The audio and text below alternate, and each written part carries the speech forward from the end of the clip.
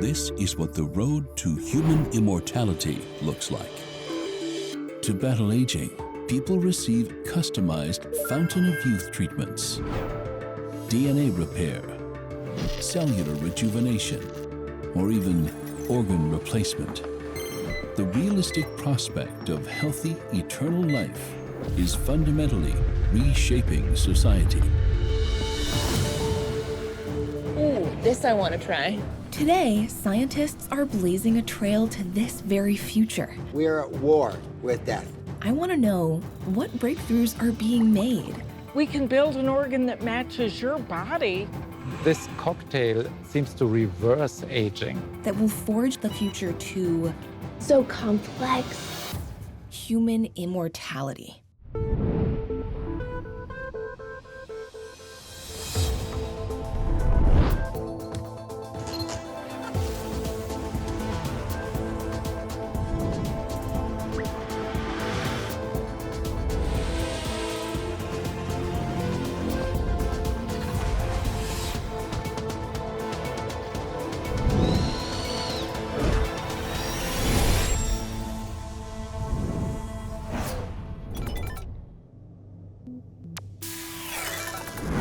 My name is Maren Hunsberger.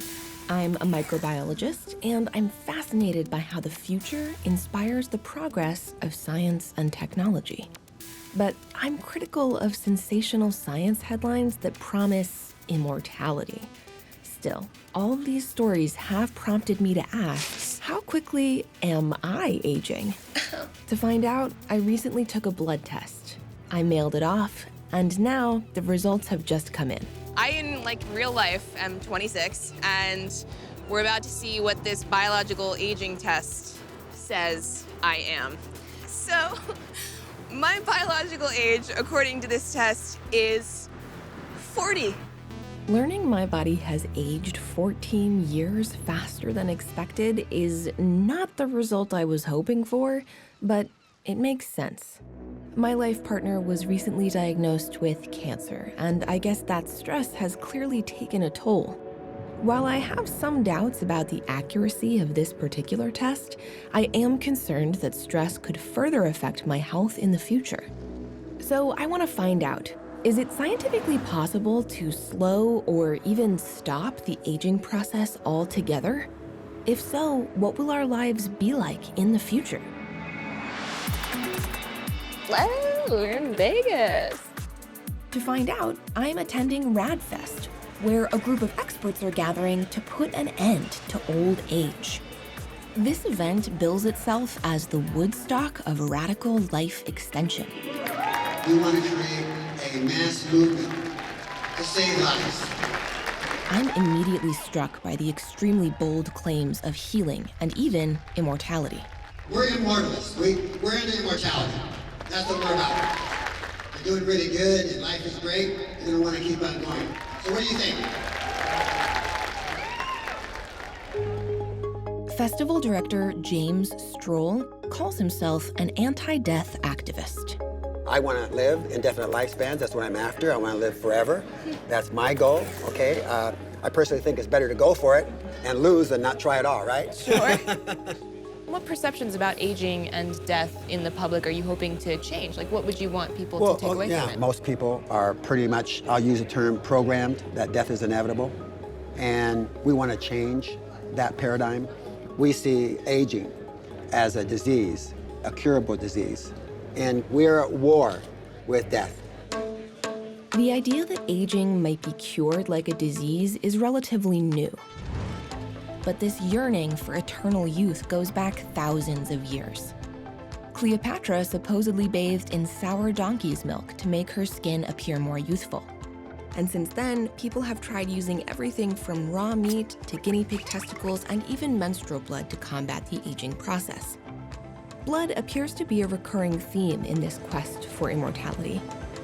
Some ultra-wealthy patients are trying a controversial new therapy. They're receiving transfusions of blood products taken from teenagers in the hopes of rewinding their biological clocks. So far, this process has yielded no measurable benefits. There are dozens of therapies available at the Radfest marketplace. I'm wondering, are their claims based on sound science? Ooh, this I want to try. This procedure claims to boost a person's energy at the cellular level What? while reducing stress and anxiety. How does the red light rejuvenate my mitochondria? A lot of the research looks at decreasing the inflammation, improving the blood flow. This treatment is supposed to boost the immune system. These machines are hydrogen inhalation devices. What's the And you'll hydrogen see- supposed to Yep, do? so it's basically a master antioxidant and anti-inflammatory. This device promises to relieve pain throughout the entire body. So this is the Avicin. Uh-huh. What this does is it infuses heat throughout your circulatory system. Just by delivering heat to my hand? Yes. And they also have done research in the diabetes arena, cardiovascular, and also autism. The spiel that they have contains a lot of scientific words peppered in there, which are legitimate scientific words that refer to a real phenomenon. But it plays into this idea that anything that sounds science-y is true and that you should believe it and trust it. But that does not mean that their product is going to make you live longer. Though I'm sympathetic to the anti-aging cause for very personal reasons, from a scientific point of view, I don't think the remedies on display here will lead us down the path toward immortality in the future.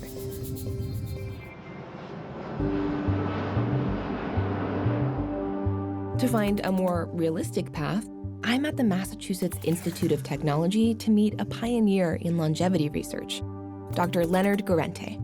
He's taking on a big problem that most everyone will eventually face. As you get older, you lose muscle mass and you gain fat mass. Okay. And both of those things are bad. Sure. Lenny is a firm believer in the power of exercise to keep our bodies healthier for longer. By impacting aging, you can not only improve health, but help mitigate diseases. At his cutting-edge lab, his team identified the first longevity gene. And this breakthrough opened the door to the possibility that we might one day control the aging process in living organisms. I think the best case scenario is attempting really to maintain what we call health span. If people live healthier lives for as long as possible and really compress morbidity to a very short period at the end of life. That's my goal. Instead of slowly declining in our 60s, plagued by things like heart disease, dementia, and cancer, Lenny thinks we could live until 90 and then make a fast and relatively peaceful decline into death.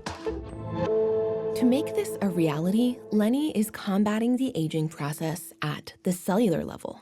So I'd love to walk through the molecular, cellular basis of aging and what's happening in our cells as we age. Okay. Yeah.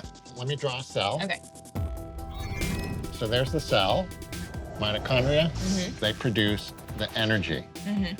This will be the nucleus here. Okay. Chromosome, the DNA. DNA contains all of the information for maintaining cells and building new ones, and those cells are busy dividing. But here's the problem for achieving immortality. Cells have a kind of internal time limit. After about 50 replications, they can't divide anymore. This roadblock is known as the Hayflick limit. On top of that, as a person's cells divide, they also accumulate damage and release toxic waste byproducts. As these toxins build up over time, the affected cells gradually lose their ability to function. This is the aging process at the cellular level. That's the important thing about living critters is we do have things break down, but we also have the ability to repair damage. Sure. In principle, the goal would be to boost the ability to repair the damage. To capitalize on this process of regeneration, Lenny and his team targeted a gene in live roundworms called SIR2. SIR2 genes create proteins called sirtuins. These sirtuins coordinate the cell's response to stress, including repairing DNA damage, which can slow the aging process. Oh my God. They're alive. They Yeah. should be moving. Oh yeah, they're moving around. They look like little threads.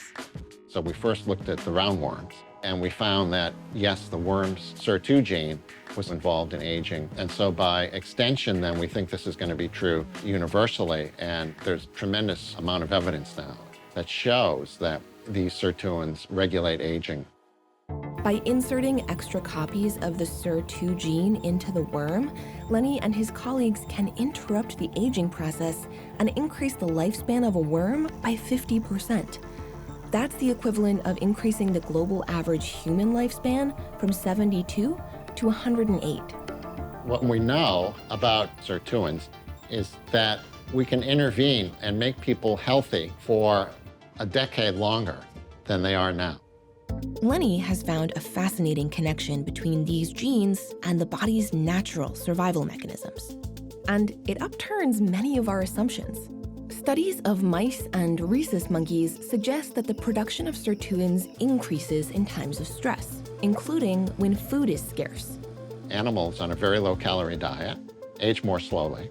That's so insane to me. That means you can identify compounds that increase the activity of sirtuins, that mimic what calorie restriction would normally do. Right, so you don't actually have to calorie restrict. Exactly. This process gives all the health benefits of a low-calorie diet without going hungry. Lenny wants to apply this discovery to everyone. He is now testing a new dietary supplement to increase the activity of sirtuins in humans. So that's one of those rare moments where in an instant you have something that you know is gonna be big. That was kind of, I believe, was the aha moment. That's really the only time I've ever experienced something like that. Wow. By pushing the limits at the cellular level, Lenny's research could forge a future path toward human immortality. In the future, a high-tech procedure optimizes health spans. The treatment stimulates longevity genes and mimics full-body calorie restriction. This regular toxin cleanse and cellular rejuvenation extends lifelong health to averages well past 125. Even if scientists can slow aging like this, how will it actually feel physically to grow this old? Over at the MIT Age Lab, Samantha Brady is exploring the impact of extended longevity on the function of the human body. We are in this unprecedented time of longevity. Back in the 1900s, average lifespan for people was about late 40s. Seriously? So that's crazy to think about. I did not know that. Everyone is living longer lives thanks to advances like greater access to clean water, antibiotics, and vaccines. Now we have about a 30-year bonus. But it's not all rosy. Sam helped develop a suit that, well, simulates what my body might feel like at upwards of 70. So we're gonna start with this weighted vest. Okay. This is one of the pieces that's gonna help simulate what muscle loss might feel like. Okay. We'll just strap you in. This suit mimics the shortening of our ligaments. Oh my God, they're heavy. Spinal compression, and the loss of balance that occurs as the years go by. Let's pop the goggles on. It also simulates loss of vision and hearing. You are now Agnes. Transformation complete. I definitely feel like a different person. I always imagine myself enjoying my life as I get older. Give it a shot. That's about as far as I can go. But it's pretty hard to do anything in this suit. Whew. Yeah, that's rough. I can get my knees a couple of inches off the floor and that's it. Now, I'm worried that as I age, I won't be able to do the things I love anymore. So it looks like this is pretty tiring already with just the couple moves that you did. Exhausted. And I keep thinking about the results from my biological aging test, which mean this could be a reality for me sooner than expected.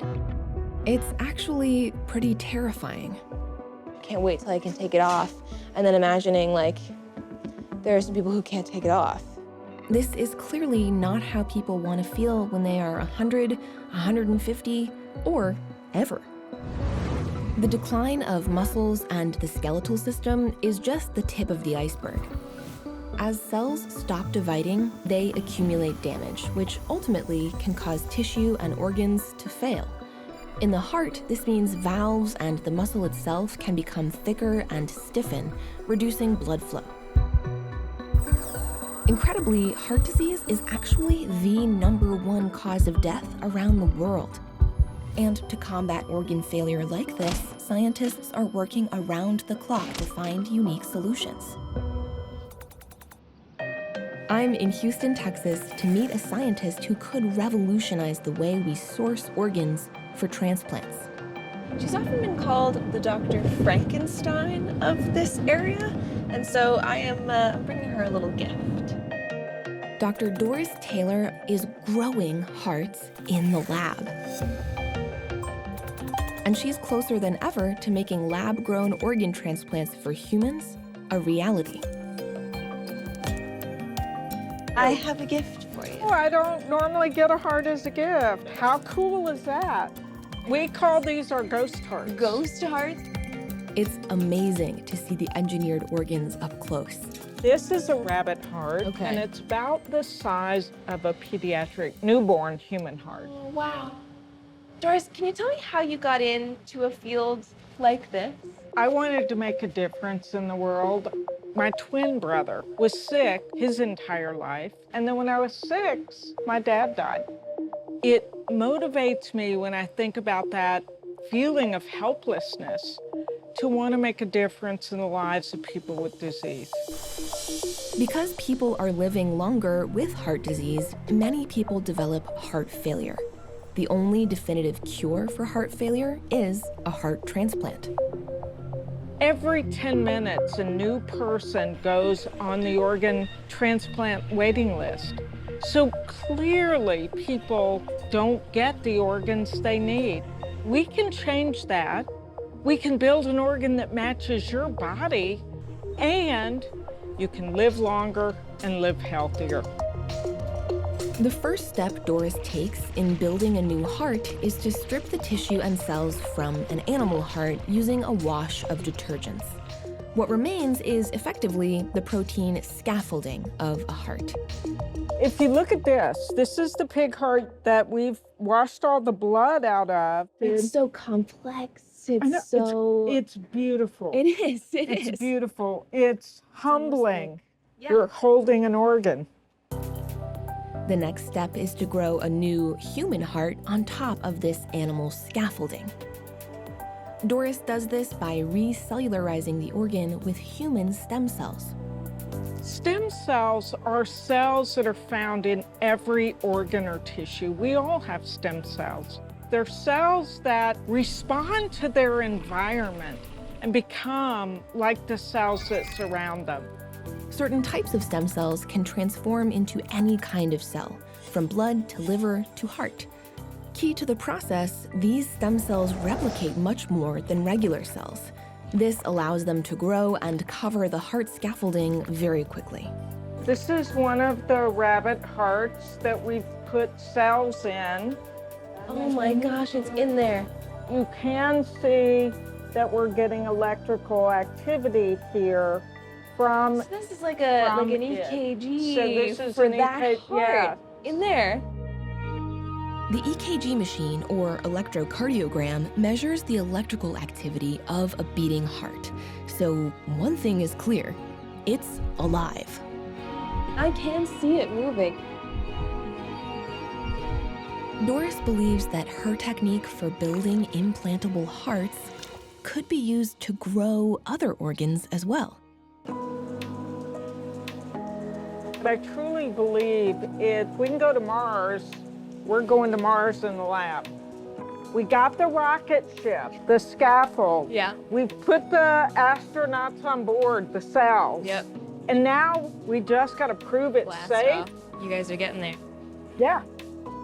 And within a decade, she thinks she'll be able to surgically implant lab-grown organs like these for people in need. I find this hugely moving.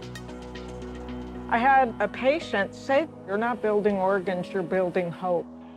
This is a path to the future I think we can all hope for. In the future, body part farms exist in most hospitals on Earth.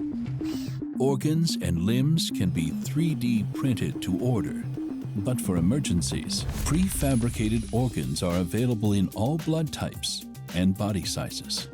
With the assistance of robotic surgeons, body parts can be replaced in under 8 minutes. Severe accidents and injuries are no longer fatal. In my quest to unravel the mystery of the aging process, I'm finding that, like me, many scientists are doing this for personal reasons.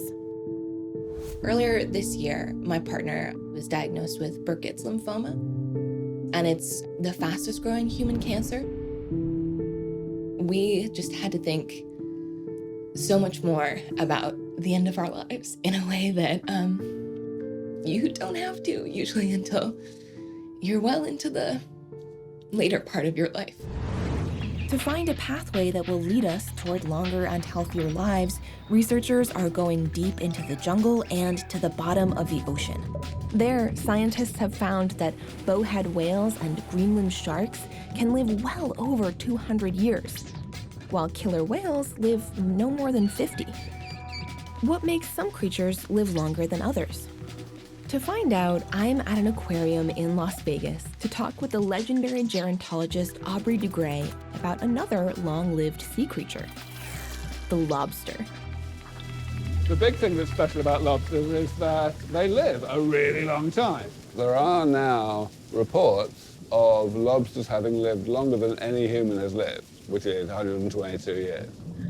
Incredibly, this crustacean doesn't age, at least not in the way humans do. The other thing that lobsters have, the really big thing they have, is they grow and grow and grow as long as they live. Unlike humans, a lobster's cells never stop dividing, so this creature never stops growing. They may die due to predation or disease, but not old age. Why does the lobster live so long? The answer can be found in something called telomeres. Humans also have telomeres. Telomeres are repeating sequences of DNA at the ends of chromosomes. If chromosomes were shoelaces, then telomeres would be the little protective caps at the tips. These caps protect DNA during cell division. But as our cells divide throughout our lifetime, these telomeres gradually shorten. When the telomeres become too short, the cell stops dividing and eventually dies. However, there is an enzyme called telomerase that helps maintain these protective caps. Incredibly, lobster telomeres do not appear to get shorter over time. Many believe this protective enzyme is the secret to their long lifespan. Scientists are currently devising telomerase treatments to try and produce the same life-extending effect in humans. What do you think, a child born today, how long could they possibly live? So really there is no limit to how long someone can live. Aubrey tells me that a child born today could benefit from constant scientific breakthroughs. A treatment at 80 years old might allow them to live to 130, and future treatments could allow them to extend their lives potentially for forever. That means that the only limit to longevity is causes of death that do not have to do with how long ago one was born, being hit by trucks. Bolstering telomeres isn't the only way to extend human life at the cellular level. At his lab in California, Aubrey is advancing the science of anti-aging in another area. He believes that a lot of the problems associated with aging happen when cells become what's called senescent. They don't divide anymore, but they don't go away either. Some people call them zombie cells, essentially undead. They're secreting nasty chemicals that are toxic to their neighbors and so on, but they're not dying. So one of the most key developments, in your opinion, you think, is in essence, getting cells to be better at taking their own trash out. Oh, yeah. Using gene therapies, Aubrey believes removing these zombie-like senescent cells will radically extend our lives. It turns out that we were able to exploit some really great technology that was developed for a completely different reason, the technology of what's called bioremediation, which is used in environmental decontamination. To clean up pollutants. That's right. They eat up the oil or the chemical or whatever it may be. So we do the same thing. We identify bacteria that are able to break down the thing that we're interested in. We identify the genes that they have that allow them to have this capacity, and we put those genes into our own cells. By inserting these new bacterial genes, our bodies might be able to eliminate these zombie senescent cells. Most people didn't take me seriously at all at first. Interesting. But now this is a totally mainstream idea. While some remain skeptical of Aubrey's approach, a handful of biotech companies are also taking aim at senescent cells. I've never thought of aging and death as anything but inevitable, so to think of that not happening, I think really upends my worldview. In the future, a revolutionary new treatment to destroy zombie cells is extending human life across the planet. While resting in an oxygen-filled chamber, individuals are injected with thousands of miniature robots smaller than red blood cells. This army of nanobots scour the body to hunt down and destroy every last toxic senescent cell. One treatment every year starting at age 20 extends most human lives by 50%. Living to 200 years of age or more may seem like science fiction, and the big challenge in making it science fact lies in getting these practices to work not just in lab animals, but in humans. In Indiana, one community has already made steps toward hacking the aging code without even knowing it. Dr. Doug Vaughn of Northwestern University has identified a unique and isolated group of people, many of whom are living dramatically longer than average lives. And it's not who you might expect. There is a large, old order Amish community here that settled this region in the early 1800s. From Switzerland, From right? Switzerland, yeah. They're living a lifestyle that's very, very homogenous. The Amish avoid modern technology and farm using the same traditional tools as their ancestors. We brought 200 members of the community into this center, and over 2 days, extensively studied them, did all kinds of things to measure their biological age as opposed to their chronological age. Took blood samples, measured their blood pressure, measured their telomere length. For Doug, the results are astonishing. At multiple levels, it looks like some are protected from aging. Their telomeres are longer, about 10% longer. They also have a more juvenile cardiovascular system. They're completely protected from diabetes, which is rather remarkable. That might have been the most striking finding in our studies because insulin is thought to be a driver of aging and aging-like pathologies. What is their secret to a long life? Is it family history? The Amish lifestyle? One member of the Amish community, Neville, has agreed to talk to me, but for cultural reasons, he's asked that we don't show his face. So it seems peaceful too and restful. Yeah, it does get stressful some days, trust me. I can. This is my horse. Her name is Bee. Hi, Bee. And she's our source of transportation. His family's lifespans are especially impressive when measured up to the average global lifespan, which is 72. I understand you had some long-lived family members back in your family tree. Who were they? One was my great-grandfather. He lived to be 92 years old. Wow. And my grandmother lived to be 86. Wow. My great-grandfather had some brothers that lived to be over 100. Wow. Yeah. I can only wonder why this is the case. Can you tell me a little more about your lifestyle? We like to keep it simple, try to be as self-sufficient as possible, try to raise our own food from the garden. We're just people like you are, you know, so I kind of think that it just depends on what cards get dealt to your hand. And it turns out Neville is right. Some in this community have won the genetic lottery. Doug's research is revealing what that is. Good afternoon, I'm Dr. Vaughn. The first clues to the Amish community's longevity recently surfaced when a member with a particular blood disorder visited a modern clinic. Do you have any family members that have that bleeding problem that's present in some of the community around here? My dad, I think he's a carrier, but none of us is bleeder. This bleeding disorder is the result of a genetic variation that isn't found anywhere else in the world. The original founder of the mutation married into the community in the early 1800s. Wow. He had 15 children and 148 grandchildren in the mid-1800s. Wow. Do the math. The genetic variation in this Amish community occurs in a particular gene that creates a protein called PI1. Among other things, the PI1 protein controls the body's senescent or zombie cells. Doug's research reveals that those in the community with a single copy of the gene mutation produce more PI1 proteins than those with the bleeding disorder, but less than the general population. And they live dramatically longer lives. Why? It turns out it's all about balance. PI1 contributes to a variety of different disease processes. It's not good to have a lot of PI1. It's not good to have no PI1. It's good to be in the Goldilocks zone and have somewhere in the middle. Doug wants to hack the aging code by developing medication that essentially mimics this mutation and regulates the PI1 protein.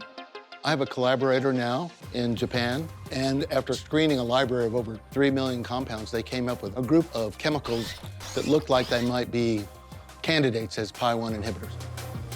We've used it in a variety of experimental studies around the world. It has remarkable effects in terms of insulin resistance, even impacting on the development of arteriosclerosis or vascular stiffening, if you will. I came into this whole adventure being pretty skeptical about a lot of it, but I think digging deeper into the biology has made me feel that we're at the beginnings of something really big here. Exactly. It's a lucky finding. I'd never have imagined that a self-isolated community's genetic variation would upend the way scientists think about everyone's lifespans. Blazing a trail to immortality seems more plausible than I ever imagined. In the future, most babies are conceived through in vitro fertilization, where it's possible to slow the aging process before birth. First, parents choose from a menu of longevity genes, including the Amish variant. Technicians then customize and engineer the egg's DNA before fertilization. Through this medically regulated conception, newborns can expect to live 200 healthy years or more. While this kind of future seems appealing, what might a healthy multi-centenarian actually look like? To get a clearer picture of this future, I'm in Los Angeles to meet Lillian Solomon. She just celebrated her 100th birthday, and by all accounts, she is the living embodiment of what all these scientists aim to achieve. She is healthy, active, and alert. She is a bowling champion and even has a new boyfriend. I brought you a little cake for us to all share. Oh, look at that. This is my boyfriend, Eddie. She's 11 months older than I am. Nice. I like older women. I have arthritis, and I have all the aches and pains that elderly people get, but somehow it just doesn't seem as bad. I try not to let it deter me from doing what I want to do. As a matter of fact, I'd like to take you to the park and perhaps show you how I exercise. Oh, yes, please. I need some tips. More people are living to over 100 than ever before. While genetics and diet are important, some recent studies show other key aspects are at play as well. On the road again. What's the secret to staying young for your whole life? I think really number one is attitude. I think if you have a good attitude and you think that today is going to be better than yesterday, that helps. Recent research backs up Lillian's theory. Scientists are finding that many centenarians have a positive outlook. They are close to their family and are extroverted. Shut up. And to this list, one study even adds this trait, being stubborn. Shall we? Okay. What do we got in here? Well, I do these. Nice. Keep your arms strong. Lillian, you're so great. What a badass, if you don't mind me saying. 10 of these. I complained at first. I can't do those exercises. I don't have time. If you want to do them, you will make time. That's good advice. It was good advice. Lillian, you've inspired me. I was just blown away by Lillian in total, especially in her convertible. Seeing Lillian with her boyfriend also made me think about my own relationship with my partner. We recently had the hopeful news that his cancer is in remission. This turn of events makes me so thankful for the medical advances of today, but still, I want our lives to continue to be happy and healthy for as long as possible. It makes me wonder, is there actually a way to stop growing old? It turns out there's one scientist who's working to truly understand the biological clock and actually reverse the aging process. Thank you so much for meeting with me here at the Fountain of Youth. Dr. Steve Horvath of UCLA is a biostatistician who's invented an intriguing tool that could help us find a way to roll back the biological clock. Steve created a blood test to determine biological age. It's widely considered to be the most accurate in the world. So Dr. Horvath, why is it important to have a test like that? Imagine we want to prove that this is the fountain of youth, right? Somebody would have to dive into here. We do a before and after measurement, you know? We would want to convince ourselves that it actually rejuvenated the epigenetic age of that person. So it's really useful to have this clock as the metric to use if you're thinking of a treatment. It's essential. A test for biological aging is really quintessential in order to distinguish snake oil from therapies that actually have an effect. Dr. Horvath's blood test measures something called DNA methylation. Methylation is a process that regulates how genes function. Methyl groups get added to DNA as we age, kind of like rust on metal.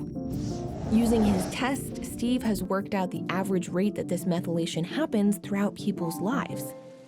By looking at this methylation change at several hundred locations on our DNA, we can very accurately measure the age of the tissue. Some people inherit good genes, and their epigenetic clock simply ticks more slowly. Example are centenarians. We analyzed blood samples from centenarians and their children, and sure enough, it was younger than expected. They got lucky. Dr. Horvath collaborated with a team to see if they could replicate this effect with a drug therapy. Over the course of 12 months, 9 men took a diabetes drug known as metformin, along with 2 other kinds of hormones. Steve tested the men's biological age both before and after the trial, and received some surprising results. When I first ran the statistical analysis on my computer, I was really blown away. I couldn't believe my eyes. This cocktail even seems to reverse aging.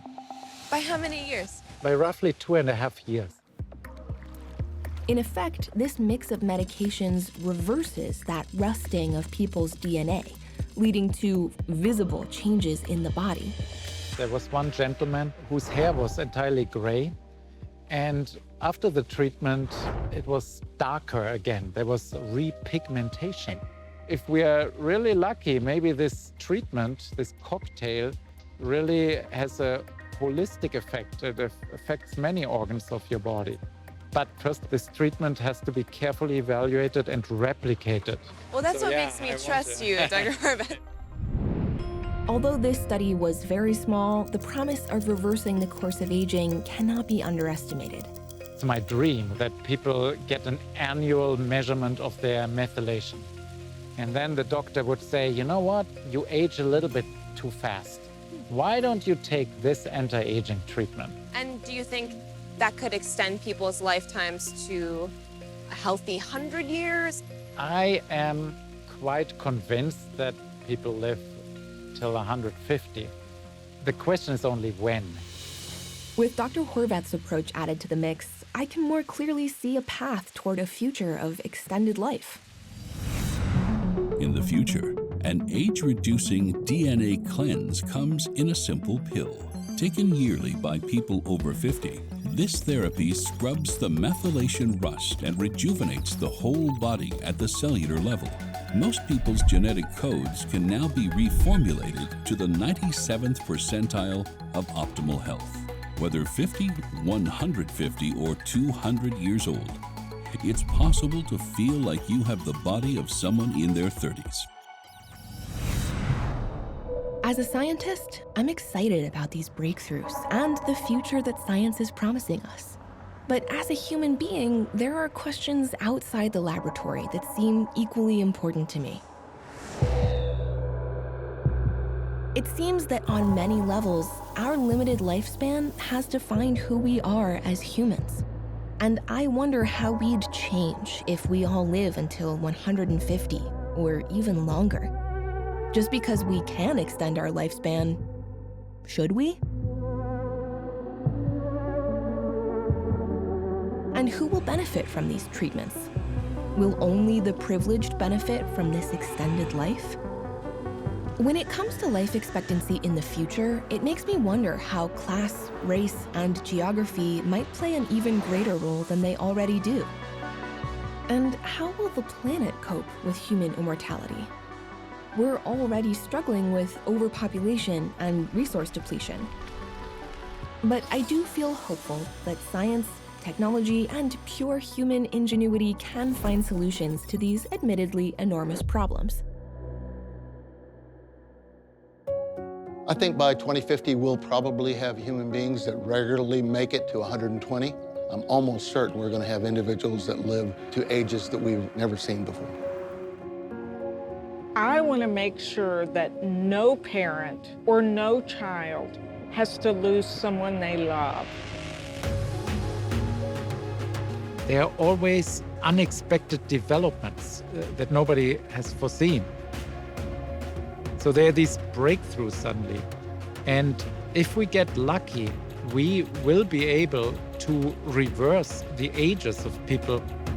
While developments in science are making extended human life an increasingly real possibility, it's clear that there are things we can all be doing today that may help slow the aging process, like exercising, following a balanced diet, and even simply just keeping a positive outlook.